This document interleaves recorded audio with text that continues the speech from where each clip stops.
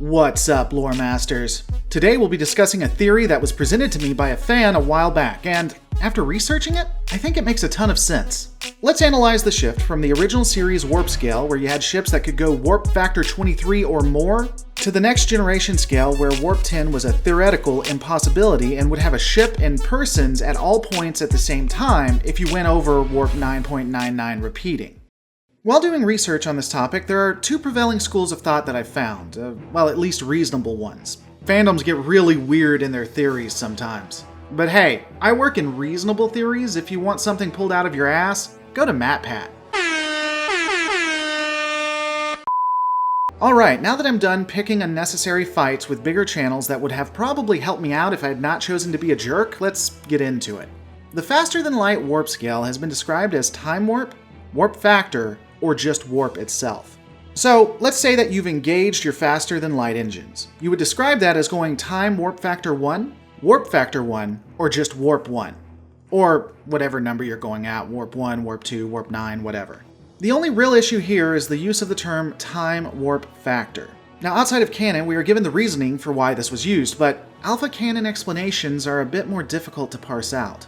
The real-world explanation is that there is a time dilation between those on the ship and those not at warp. There's not a lot of canon evidence that this is true, unfortunately. At the moment, I would either say that there is a dilation effect that, while at warp, is not noticeable, or this is just a mislabeling of what is actually happening based on what they thought at the time, but ultimately wasn't accurate in describing what was occurring. I mean, we do this all the time in the real world. Have you ever parked in a driveway or drove in a parkway? On to the breakdown itself. Now, I'm not going to get into the complete breakdown of the math. If you want that, I would suggest going to Ex Estris Scientia. It's going to be linked below. I won't be going into all of this hubbub of how it actually works. They do an excellent job of breaking it down. Definitely go check it out. But looking at the change itself, it's pretty straightforward. The Federation and Starfleet decided to reclassify the warp factor speeds. It was decided that warp 10 would be infinite speed. And honestly, this seems, well, unnecessarily complicated and convoluted. Why would you change up the warp speed and basically create confusion for quite a while? Starfleet officers would be required to relearn the warp factor speeds and how fast each of them go. This could create multiple issues, including creating errors in situations which confusion would get people killed. Let's take a look at combat. Imagine a Starfleet ship was in a battle against multiple enemies. Reinforcements are on the way but are lagging behind. Long-range sensors for the reinforcements indicates that there are other incoming enemy ships. These ships are coming in at a warp factor of 8. The commander, forgetting that there has been a shift in the scale, might assume this was slow. But of course, the enemies are coming in pretty hot. Now, this is an extreme case, but it's possible.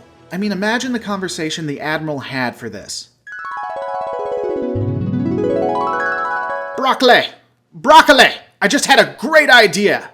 Have you thought about doing more research into the spore drive so that we can save a ship in case it's ever trapped in the Delta Quadrant?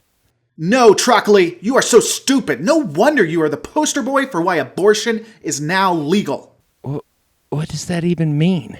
Shockley, let's change the warp factor scales. Let's make it so you can't hit warp factor 10. It is genius, Moxley. Sir, that's very stupid.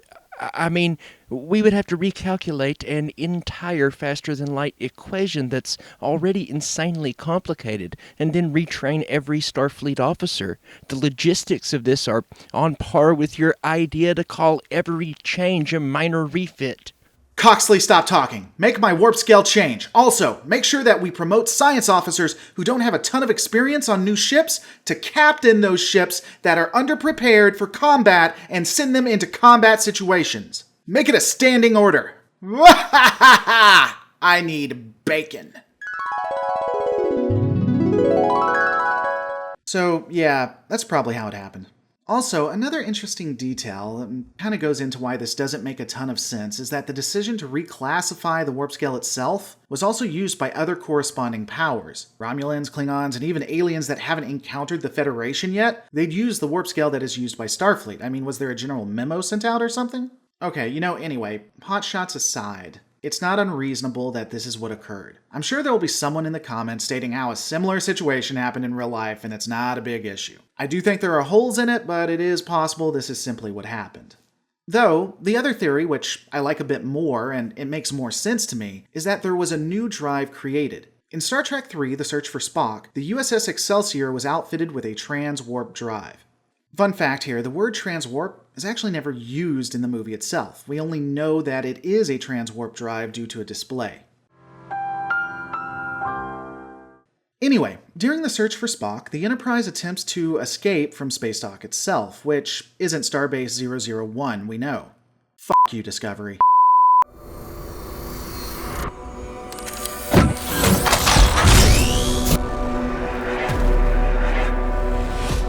Anyway, in the movie, The Search for Spock, the Excelsior is in hot pursuit of the Enterprise and attempts to engage its transwarp drive to catch the other ship, which, of course, they can't because they've been sabotaged. After that, we never see the transwarp drive again. It's never mentioned.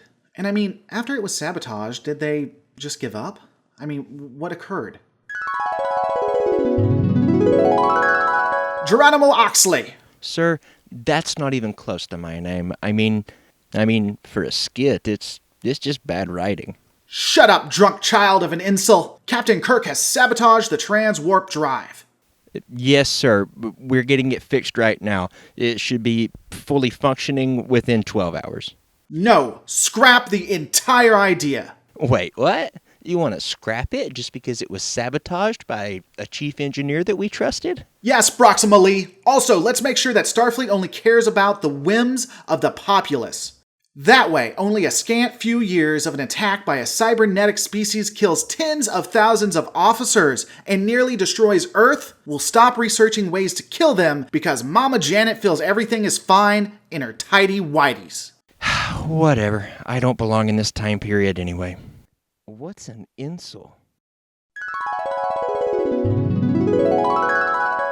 Okay, so yeah, I know some licensed material say that the drive failed, but we all know how licensed material is a cash grab for Trek executives and is never really considered canon. There's nothing on screen that indicates at any point that the transwarp fails. In fact, we have evidence that leads me to believe that the transwarp drive was successful.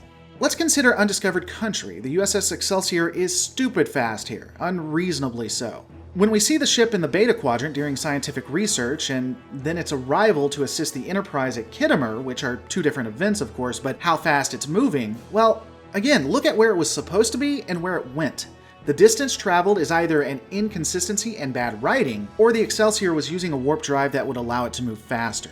Also, this fixes another inconsistency we see in the Next Generation and Deep Space Nine. During the eras of TNG and Deep Space Nine, we see a lot of Excelsiors and Miranda-class starships. So let's take a look at the timeline. The original Constitution-class ship was in service around the 2240s, the Miranda the 2260s, and Excelsior-class 2280s.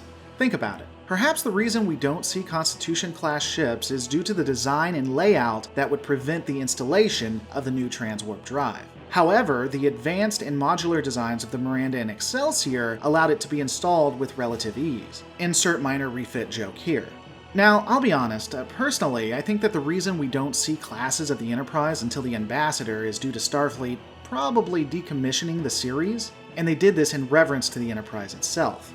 It's almost like retiring a jersey number so that no one else can play that number because of the person who was so great. This is of course extreme for a military, but Starfleet is exceedingly stupid in TNG, so it makes sense. Additionally, with the Tal Shiar, Obsidian Order, and ultimately the alliance with the Klingons, it makes sense that the other powers would gain this technology, so other races having the warp drives is logical.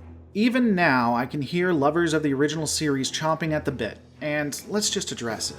While 95% of the overall warp factor and distance are consistent starting with TNG and on, the original series was notorious for not caring about distances, and there are pretty big gaffes. But to be fair, there are also gaffes in TNG, DS9, and especially Voyager. Unfortunately, there is no silver bullet to make all of these errors make sense. There are times in the original series, and Enterprise, if I'm honest, that the distance traveled should have taken a lifetime as we understand the warp speeds to be. That said, there is one explanation that I think somewhat explains it, but it's admittedly weak. When you consider how speed works, how momentum works, outside stressors on a vehicle will increase or impede its speed. As an example, driving on a dirt road is different from driving on rocks, which is different from driving on pavement. Additionally, if you've ever followed closely behind a semi, beyond being an idiot, you would also notice that your speed would be increased just slightly even though you're not increasing the speed. So, like we have stressors on Earth, we would also have stressors in space. You would have phenomena in space that could impact the warp bubble that would increase or decrease your speed. And yeah, I know, it doesn't explain how you can go from one side of the galaxy to the other, but it's all I got. If you guys have a better theory, let me know in the comments below. And that, honestly, is my theory, that the Excelsior transwarp drive was never decommissioned, it never failed, it was actually so successful that an entire new warp scale had to be created. But what are your guys' thoughts? Let me know in the comments below.